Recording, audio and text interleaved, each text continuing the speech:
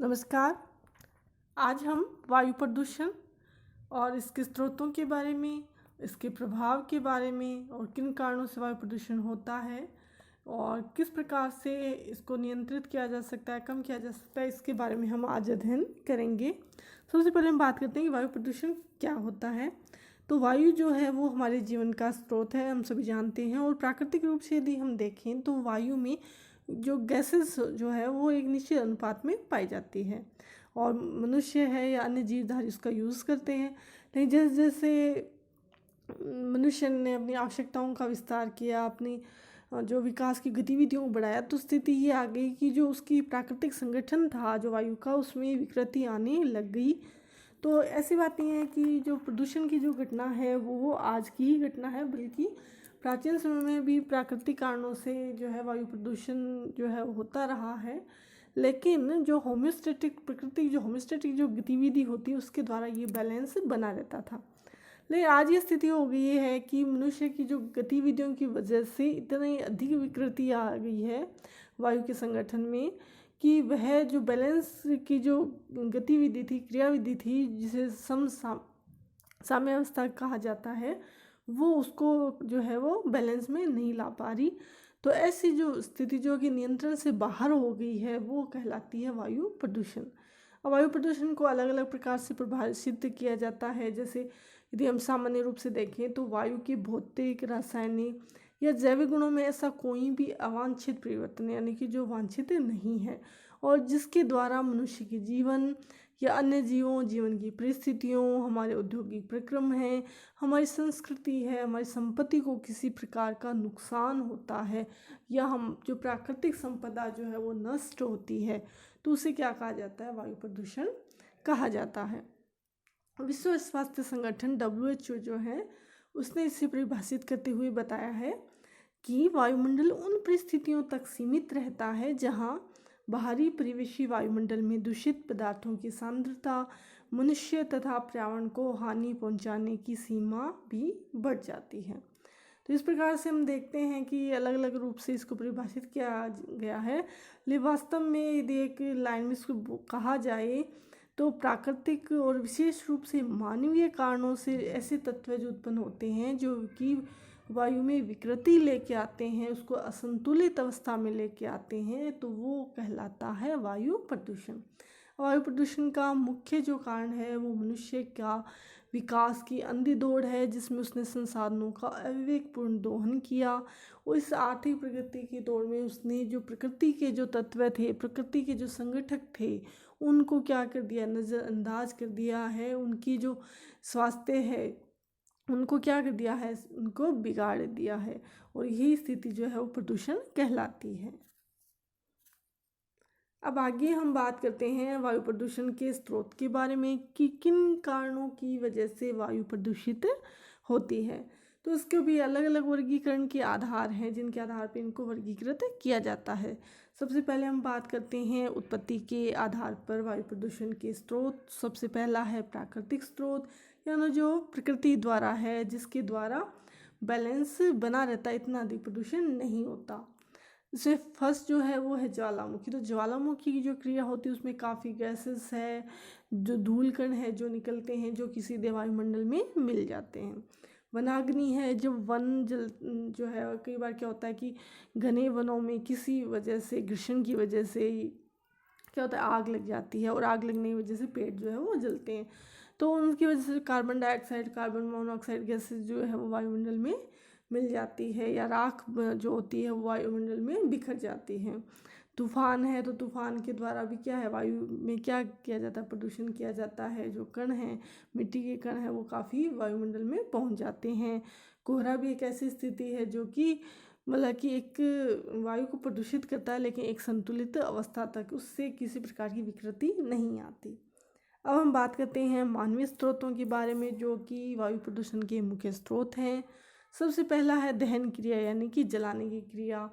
और दूसरा जो है वो उद्योगों के द्वारा, कि उद्योगों में भी क्या होता है, जो है ये कोयला जलाया जाता है तो उससे गैसेज निकलती है जो वायु को प्रदूषित करती है। कृषि कार्यों में भी ऐसे विलायक है, कीटनाशकों का उपयोग किया जाता है या उनको छिड़काव किया जाता है तो वायु में मिल जाते हैं। विलायकों के द्वारा रेडियोधर्मिता, जिस प्रदूषण के बारे में हमने पहले भी बात की थी कि जो ऐसे खनिज हैं जो कि रेडियोधर्मी होते हैं उनसे जो परमाणु बमों का निर्माण किया जाता है, तो जब इनका विघटन होता है तो ये कहाँ वायुमंडल में फैलकर वायु को प्रदूषित करते हैं। अगला जो है स्रोत वो है कार्बनिक या जैविक स्रोत, तो दूसरा है अकार्बनिक या अजैविक।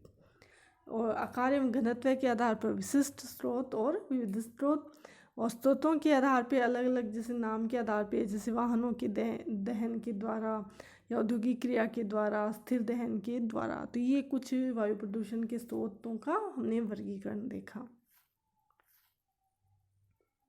सबसे पहले बात करते हैं वायु प्रदूषण के प्राकृतिक स्रोत जो ज़्यादा हानिकारक नहीं हैं। वायु प्रदूषण करने वाले प्राकृतिक स्रोतों में ज्वालामुखी जो उद्गार है उससे उत्पन्न प्रदूषक जैसे कि धूल कण है, राख है, धुआं, कार्बन डाइऑक्साइड, हाइड्रोजन आदि गैसेज आती हैं। इसके अलावा अंतरिक्ष से जो कई तत्व प्राप्त होते हैं, कई अंतरिक्ष की ऐसी घटनाएं होती है जैसे उपग्रह है या अवांतर ग्रह हैं तो उनके टक्कर हो जाती है तो उससे धूल जो है वो पृथ्वी पर आती है तो वो वायुमंडल में फैल जाती है। इसके अलावा जो प्राथमिक उत्पादक है, जो हरे पौधे जो होते हैं, वे वाष्पोत्सर्जन के द्वारा जो है वो उनसे श्वसन के द्वारा जो गैसेज है वो निर्मुक्त होती है, विशेषकर को जो कार्बन डाइऑक्साइड। इसके अलावा वनाग्नि के बारे में हमने बात की कि जब वन जलते हैं तो उनसे गैसेस जो है वो carbon dioxide, carbon monoxide gas जो है वायु में मिलती है। धुआं जो है वायु को प्रदूषित करता है। इसके अलावा जैविक स्रोत की यदि हम बात करें तो बैक्टीरिया है, कवक हैं, तो उनसे भी जो बीजाणु होते हैं, वायरस जो कि वायुमंडल में मिले हुए रहते हैं। प्राकृतिक स्रोतों में ज्वालामुखी क्रिया एवं वनाग्नि जो है वो सबसे ज़्यादा शक्तिशाली है, सबसे ज़्यादा इनका व्यापक प्रभाव होता है। ज्वालामुखी क्रिया के दौरान क्या होता है, अलग अलग प्रकार की गैसें हैं, धूल कण निकलते हैं जो वायुमंडल में निर्मुक्त हो जाते हैं, मिश्रित हो जाते हैं और वायु प्रदूषण में वृद्धि करते हैं। इसी प्रकार वनाग्नि में क्या होता है, आग से धुआं और राख बनती है और राख सीधी जाके किस में मिलती है, वायुमंडल में मिल जाती है। इसके अलावा तेज हवाएं, तूफान की जैसे हमने बात की तो इनसे धातु तत्व जो है वो वायुमंडल में मिश्रित हो जाते हैं। दलदली क्षेत्र है या चावल की जो खेत है उनसे मीथेन गैस विशेष रूप से निकलती है जो कि वायु प्रदूषण को फैलाती है। लेकिन प्राकृतिक स्रोतों से जो वायु प्रदूषण जो है वो विकृति लेकर नहीं आता क्योंकि यह सीमित मात्रा में होता है। अब हम बात करते हैं वायु प्रदूषण के मानवीय स्रोत के बारे में। मनुष्य ने अपने क्रियाकलापों के द्वारा वायु को प्रदूषित कर दिया है। मनुष्य विकास की आर्थिक दौड़ में शामिल होकर पर्यावरण संतुलन की सीमाओं को लांघते हुए आगे बढ़ रहा है। वो उद्योगों का विकास कर रहा है, नगरों का विकास कर रहा है। जब वो उद्योगों का विकास करता है तो वो जीवाश्मी ईंधनों का प्रयोग कर रहा है। परिवहन के साधनों के विकास ने विभिन्न रसायनों के उत्पादन इन एक तरह जहाँ से मनुष्य के लिए क्या किया, उसका टाइम बचाया है, श्रम बचाया है, लेकिन दूसरी तरफ उसने प्रदूषण को भी बढ़ावा दिया है। तो हम वायु प्रदूषण के मानवीय स्रोतों के बारे में बात करते हैं जिनमें है वाहनों में दहन की क्रिया। तो परिवहन की जो साधन उनमें तेज गति से क्या होता है, बढ़ रहे हैं। वो आज हम देख रहे हैं कि लगभग हर फैमिली के पास गाड़ी होती है और गाड़ी है तो उसमें क्या होगा, लोग जो है वो सार्वजनिक परिवहन के बजाय निजी परिवहन को ज़्यादा प्राथमिकता दे रहे हैं। तो इन साधनों में मोटर कार है, ट्रक, स्कूटर, मोटरसाइकिल, रेल है, वायुयान। तो इनमें दहन क्रिया के लिए जो है पेट्रोल का यूज़ होता है, डीजल का यूज़ किया जाता है और जब ये जलते हैं तो इनसे धुआं निकलता है, कई गैसेज निकलती हैं। और जो डीजल से जो वाहन चलते हैं उनमें सूक्ष्म कार्बनमयी कणिकाओं के साथ हाइड्रोकार्बन, नाइट्रोजन तथा सल्फर के ऑक्साइड पाए जाते हैं। और जो पेट्रोल चलित वाहन है उनमें भी कार्बन मोनोऑक्साइड है, सीसाई निकलते हैं। और ये क्या करते हैं, ये सूर्य के प्रकाश में हाइड्रोकार्बन से क्रिया करके भूरे रंग के हानिकारक प्रकाश रासायनिक धूमकोहरे को जन्म देते हैं।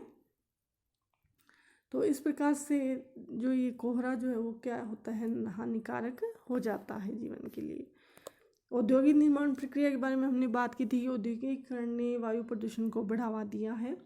तो औद्योगिक की क्रिया जो है वो सबसे पहले प्रारंभ हुई थी ब्रिटेन में 1860 के दशक में, लेकिन आज ये हर जगह फैल चुकी है।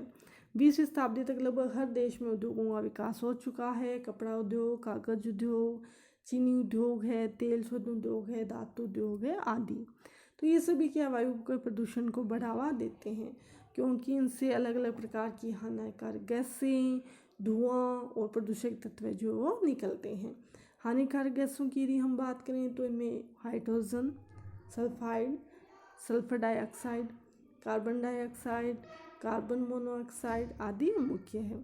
इसके अलावा अन्य तत्वों में सीसा, आर्सेनिक, फ्लोराइड, बेरिलियम, कैडमियम, ये तत्व जो है कि वायु को प्रदूषित करते हैं और इनका जो विसर्जन होता है वो कहाँ से होता है? औद्योगिक प्रक्रियाओं के द्वारा होता है। अगला जो कारण है वो है कृषि कार्य। कृषि जो घटना है वो एक प्रमुख जो आर्थिक गतिविधि है, और जब कृषि कार्यों के द्वारा अनेक प्रकार के कीटनाशकों का प्रयोग किया जाता है, तो इन कीटनाशकों ये जो पीड़कनाशक जो होते हैं इनका जो स्प्रे किया जाता है, और स्प्रे के द्वारा क्या होता है कि ये कीटनाशक वायुमंडल में मिल जाते हैं। कई उन्नत देशों में इनका छिड़काव जैसे हेलीकॉप्टर से या छोटे विमानों द्वारा किया जाता है। तो ये छिड़काव क्या करता है? वायु को प्रदूषित कर देता है। तो कृषि का जो कार्य है वो भी क्या करता है? वायु के प्रदूषण को बढ़ावा देता है। सूक्ष्म कणों तथा वाष्प रूप में वायु में व्याप्त इन रसायनों से आँखों तथा श्वसन अंगों को हानि पहुँचती है। तो इनके छिड़काव में भी हमें ध्यान रखना चाहिए। तो ये भी कृषि के जो कार्य हैं, क्रिया जो है वो भी क्या है? वायु प्रदूषण को बढ़ावा देती है। अगला जो कारण है वो है रेडियोधर्मिता। रेडियोधर्मिता से जो प्रदूषण होता है वो बहुत ही ज़्यादा हानिकारक होता है।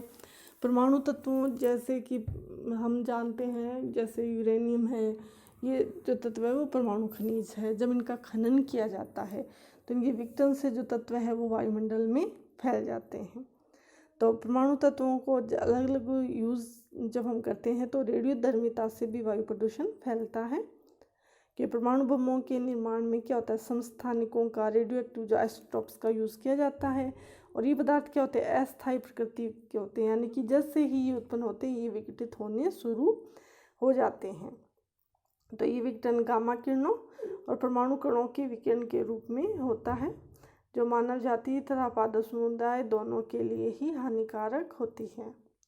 परमाणु बम विस्फोट के साथ ही नाभिक समस्थानिक पदार्थ वायुमंडल में दूर दूर तक फैल जाते हैं, और इन विकिरण में अधिक समय लगने का इनका प्रभाव भी काफ़ी समय तक रहता है। इसका सबसे अच्छा उदाहरण है जापान का हिरोशिमा और नागासाकी, जहां पर अमेरिका के द्वारा जो द्वितीय विश्व युद्ध के दौरान परमाणु बम गिराए गए थे, और आज भी वहां की वायु में इसका प्रभाव दिखाई देता है। अब बात करते हैं इसके अन्य स्रोतों के बारे में। जो कच्ची और टूटी फूटी सड़कें होती हैं, जब वाहन वहाँ से गुजरते हैं तो धूल उड़कर वायुमंडल में पहुँच जाती है। इसके अलावा लोगों के द्वारा धूम्रपान किया जाता है, वो भी वायु प्रदूषण का एक कारण है। इसके अलावा अनेक जैविक क्रियाएँ जैसे मवेशियों, भेड़ बकरियों, जानवरों के शरीर से जो खमीर बनता है उससे मीथेन गैस निकलती है, वो भी वायु को प्रदूषण को बढ़ाती है। अब बात करते हैं इसके दुष्प्रभाव के बारे में कि किस प्रकार से वायु प्रदूषण प्रभावित करता है। तो वायु जो है वो एक प्रमुख तत्व है प्रकृति का, जो कि मनुष्य के लिए, अन्य जीवधारियों के लिए और वनस्पति के लिए आवश्यक है। और जब इसमें विकृति आती है तो वह संपूर्ण पारिस्थितिक तंत्र को प्रभावित करती है। तो इस दौरान सबसे पहले हम बात करते हैं कि मनुष्य के स्वास्थ्य पर ये किस प्रकार से प्रभावित करता है। तो वायु प्रदूषण के जो दुष्प्रभाव हैं मानव स्वास्थ्य को प्रत्यक्ष या अप्रत्यक्ष दोनों प्रकार से प्रभावित करते हैं। जो हानिकारक गैसेस जो निकलती है वे मानव के श्वसन तंत्र को प्रत्यक्ष रूप से प्रभावित करती है, जिसकी वजह से दमा है, ब्रोंकाइटिस है, गले का दर्द है, निमोनिया है, जैसे हानिकारक जो रोग होते हैं वे वायु प्रदूषण के परिणाम स्वरूप फैलते हैं। इसके अलावा कार्बन मोनोऑक्साइड गैस जो है वो मनुष्य के रक्त में विद्यमान हीमोग्लोबिन अणुओं से ऑक्सीजन की तुलना में 200 गुना अधिक तेज़ी से संयुक्त होती है ना। तो इसकी वजह से कि ऑक्सीजन की वायु में पर्याप्त मात्रा होने पर भी क्या होता है? दम घुटने लग जाता है, और कभी कभी उसकी वजह से डेथ भी हो जाती है, मृत्यु भी हो जाती है मनुष्य की। इसके अलावा जो सल्फर डाइऑक्साइड गैस है वो धूम कोहरे को जन्म देती है, जो मनुष्य को श्वसन तंत्र को क्या करती है, प्रभावित करती है। इससे हजारों लोगों की मृत्यु भी संभव है, क्योंकि ये सीधे हमारे श्वसन तंत्र को प्रभावित करती है।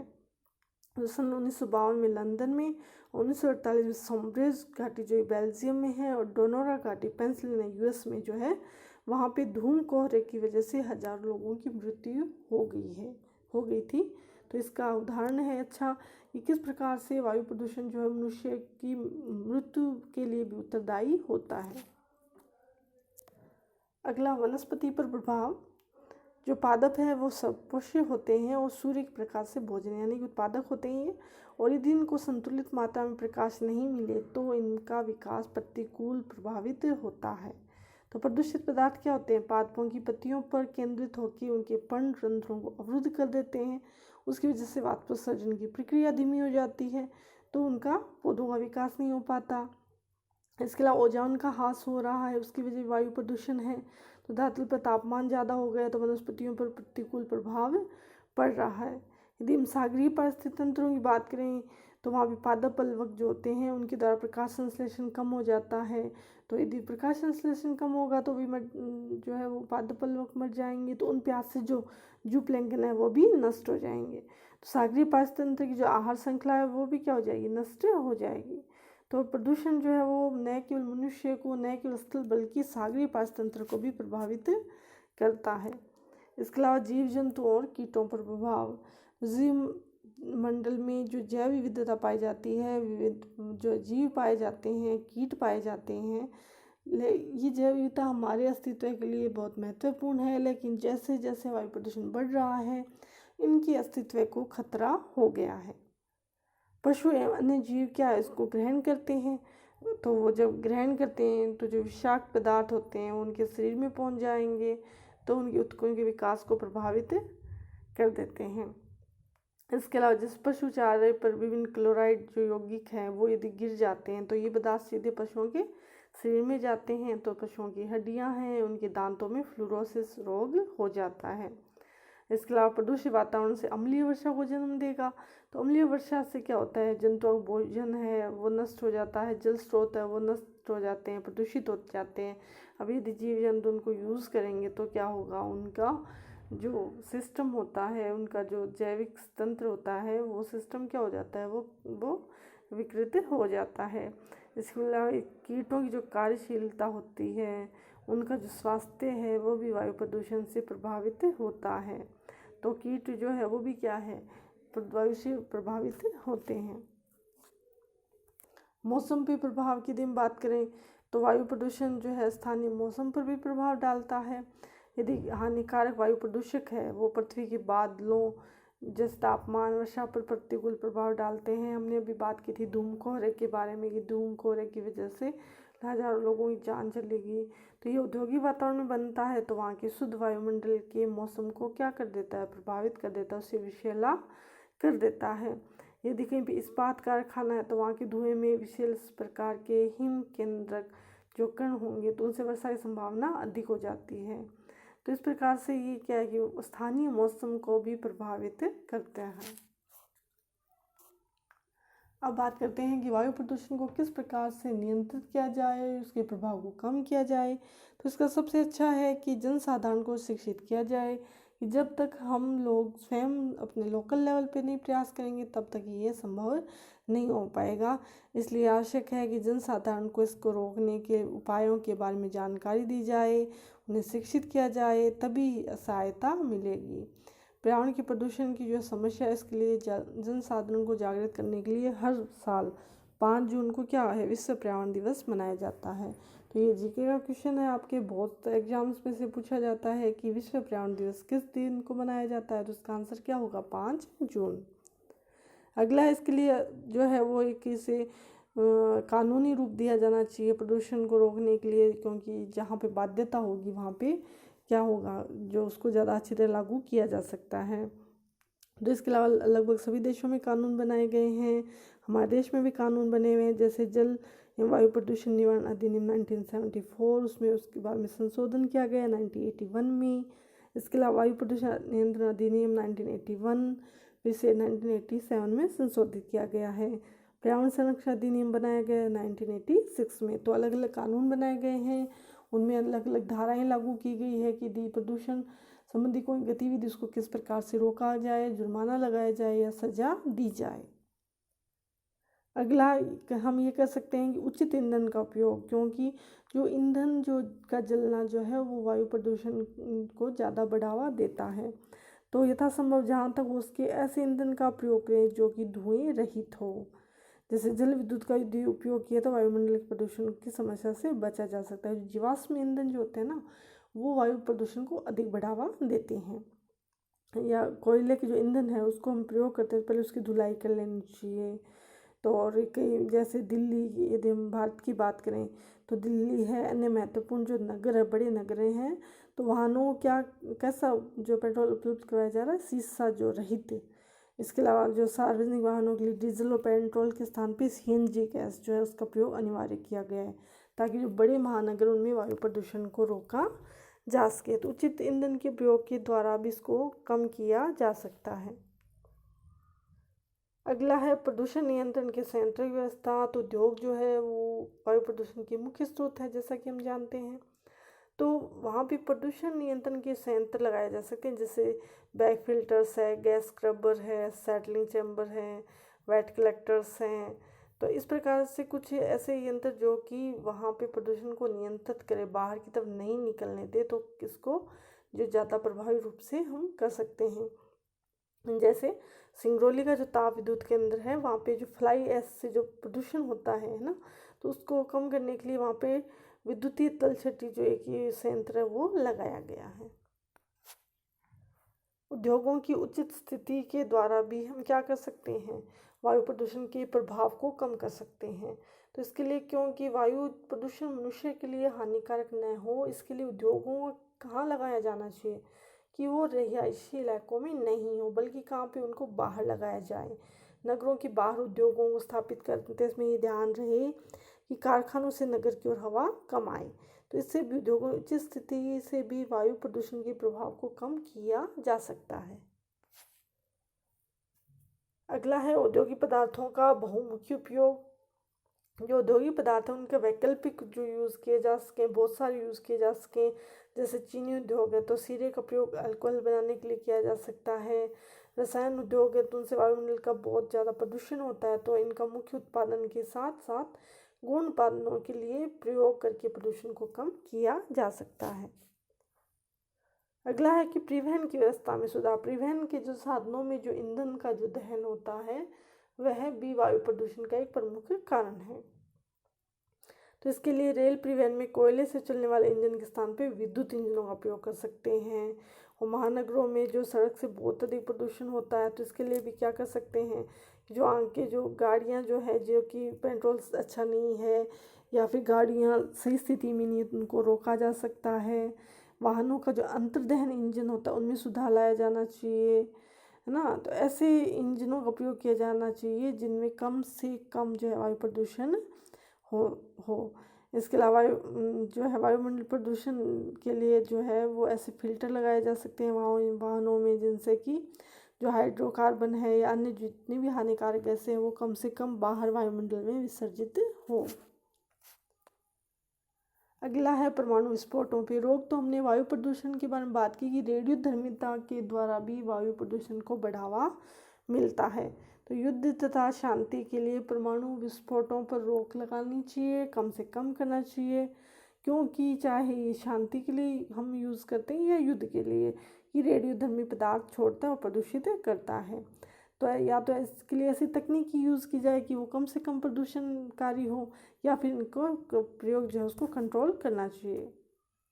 अगला एक महत्वपूर्ण उपाय जो है वो वृक्षारोपण है, कि जो वृक्ष है वो वायुमंडलीय प्रदूषण में हेल्प कर सकते हैं कम करने में। जैसे वायुमंडल में कार्बन डाइऑक्साइड की मात्रा में वृद्धि और ऑक्सीजन की मात्रा में कमी यदि आएगी तो वायुमंडल का प्रदूषण बढ़ेगा।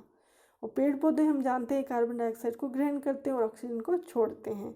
तो इस प्रकार यदि हम पेड़ लगाएंगे तो वायुमंडल में जो कार्बन डाइऑक्साइड गैस की जो मात्रा बढ़ी है, जिसके कारण हरितगृह प्रभाव जैसे हमें भूमंडलीय तापन जैसी वैश्विक समस्या हमें देखने को मिल रही है वो क्या हो जाएगी, कम हो जाएगी। तो यदि हम पेड़ लगाएंगे तो भी वायुमंडलीय प्रदूषण को कम कर सकते हैं। तो हमें जो नगर है, औद्योगिक प्रदेश है, उनके इर्द गिर्द क्या करना चाहिए, हरित पट्टी का विकास करना चाहिए। तो ये कुछ ऐसे उपाय हैं जिनके द्वारा हम वायु प्रदूषण के प्रभाव को जो है वो कम कर सकते हैं कि किस प्रकार से वायु प्रदूषण को प्रभाव को सीमित रखा जाए ताकि वो जो मनुष्य के लिए, जीवधारियों के लिए, पादपों के लिए हानिकारक प्रतीत ना हो तथा पारिस्थितिक तंत्र जो है वो विकृत नहीं हो। तो आज के लिए इतना ही, धन्यवाद।